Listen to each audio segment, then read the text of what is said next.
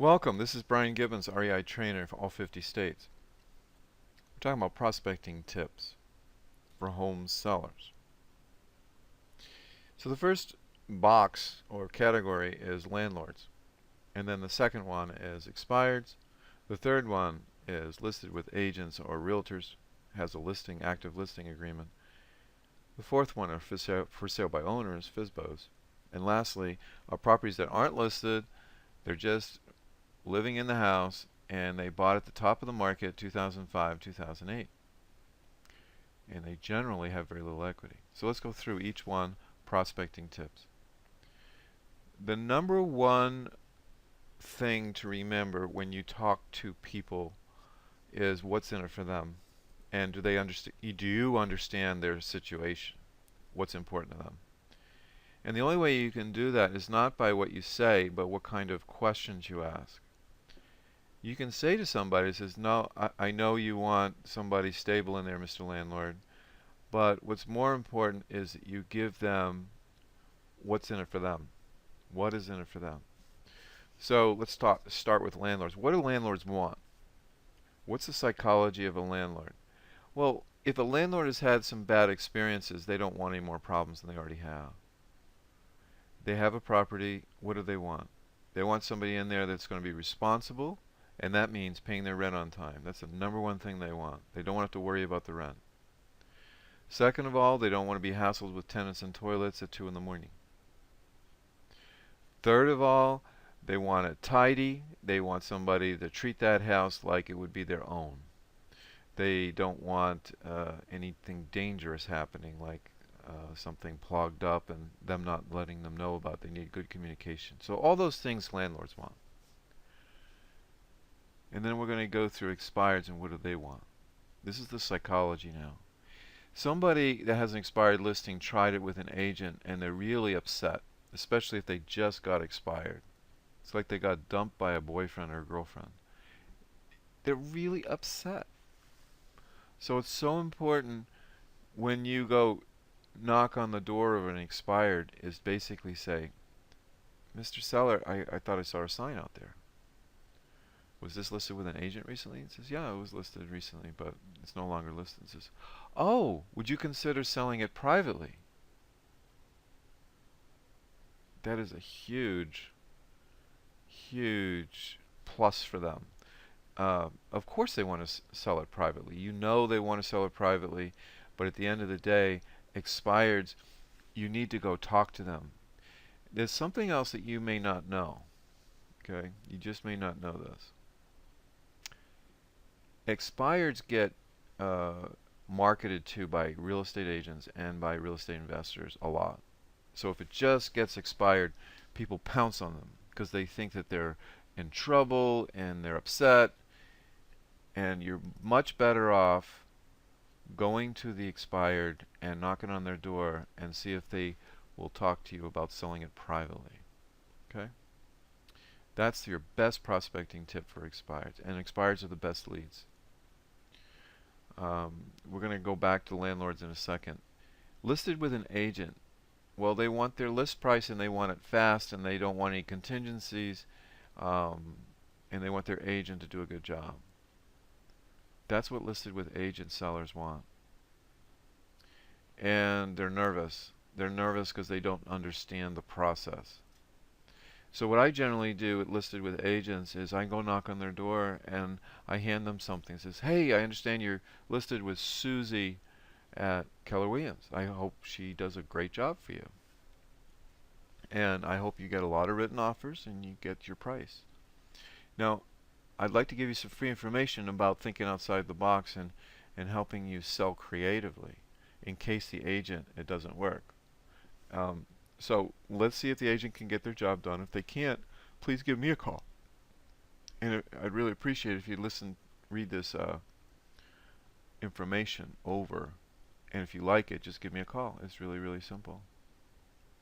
And please don't lose it. Put it on the kitchen table or tape it to the fridge because you really might need this information in case the agent doesn't perform. And I just say all that stuff to the seller who's selling with an agent. Now, if you are if you are a particular um,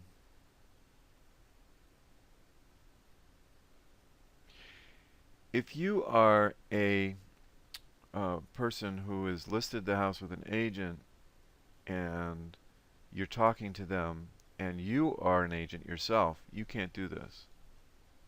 It goes against your ethics to interrupt or get involved with a seller that's listed with another agent. So you can't do this. Only do this if you do not have a license. So let's go through now FSBOs and how do FSBOs think and what do they want. The biggest thing for FSBOs is they're trying to save money and not have an agent do this job. Market the house, negotiate with the buyer, and finish the deal. Make sure it closes. So what you need to do with the FSBO is basically they want speed and they want their price. So what I generally do is I act as a buyer. Now I know that's a little bit of a bait and switch kind of thing, but I am a buyer. I buy houses all the time. So I don't feel bad about acting like a buyer. But I'm acting as an investor buyer, not as a retail buyer. Now, a lot of investor buyers call up FSBOs, and they want to get the cheapest price, and they'll try to act like an investor buyer over the phone. They'll say, well, look, if you want a fast price and you're easy going on the sales price, I'll come by and take a look at it. But I can't give you full price. You don't do that over the phone when you're doing the cash or terms business.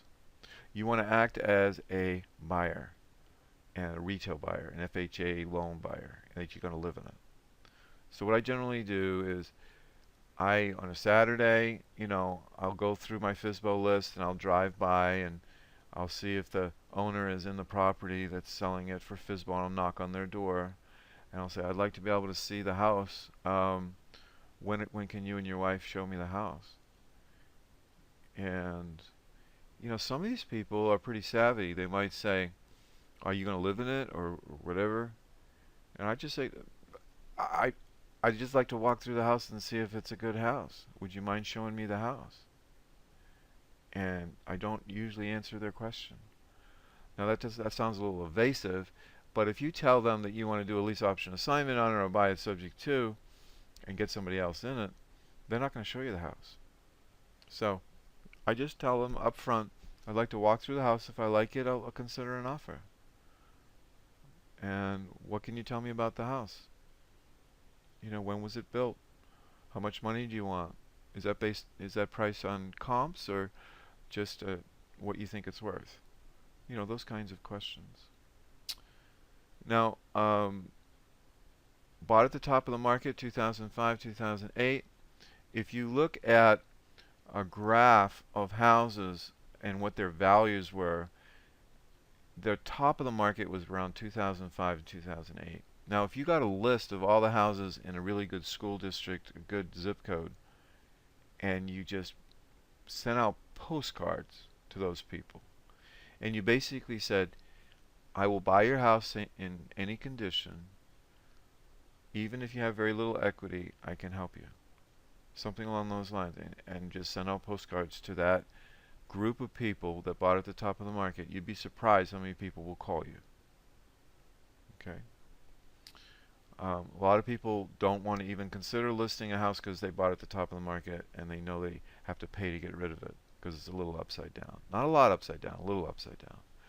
We teach you how to deal with houses that are at 10% equity, 0 equity, or minus 5% equity, or 10% equity. We have a solution for all of those people. So I'm going to go back through this list again. Landlords, they want long-term leases and they don't want any hassles. So what I generally say, my number one question for landlords is, Mr. Landlord, if I could give you a lease of about 24 months and then pay off your existing financing, whatever you owe against the property, would you consider selling me the house on a rent-to-own basis? But you've got to start with, that 2-year lease, because that's what they want to hear. They want to hear, landlords want a rental agreement. That's all they care about. All right. So let's go through expireds. They want a fast sale. They don't want any more delays. They don't want any headaches. So I generally, knock on their door and says, would you consider selling the property privately? And they generally will. And they're very excited to see you. They're the best lead for lease option assignments, subject to, seller financing, any of those kinds of things. Listed with agents, I would just knock on their door and give them I use a 3-page letter. And the 3-page letter basically describes all the benefits of what I have. And if it's listed with an agent, it says, look, I'd like to give you some free information. I know you're listed with your agent, but in case that agent doesn't perform and doesn't give you a prospect with the right sales price and the right terms, please keep this in mind for a plan B in case your agent doesn't perform. FSBOs, they want fast sale and they don't want any hassles. They don't want any haggling. They just want the house sold and save some money. So I generally talk to FSBOs and walk through the house, and I said, look, if I could get you your price, but you would be open to a creative offer, I'd really like to look at maybe doing a rent-to-own kind of a situation, but then getting you your price at the end of that lease. Would you consider that kind of an idea, or maybe not? That's my favorite closing question with FSBOs. They get their price, but they're consider creative terms. And if they bought at the top of the market, those people, they're not trying to sell, they're not trying to rent, they live in their house, and you just need to slowly get them information about how you can help them sell even if they have very little equity. And you buy a list, and we teach you how to do that. We teach you how to get postcards out. And those are our 5 boxes for prospecting. I hope you've enjoyed this recording as far as prospecting tips for home sellers. And it really does work, but you got to look at all these 5 boxes. Okay? All right. Thanks for listening. This is Brian Gibbons. I hope you have a good day. Bye for now.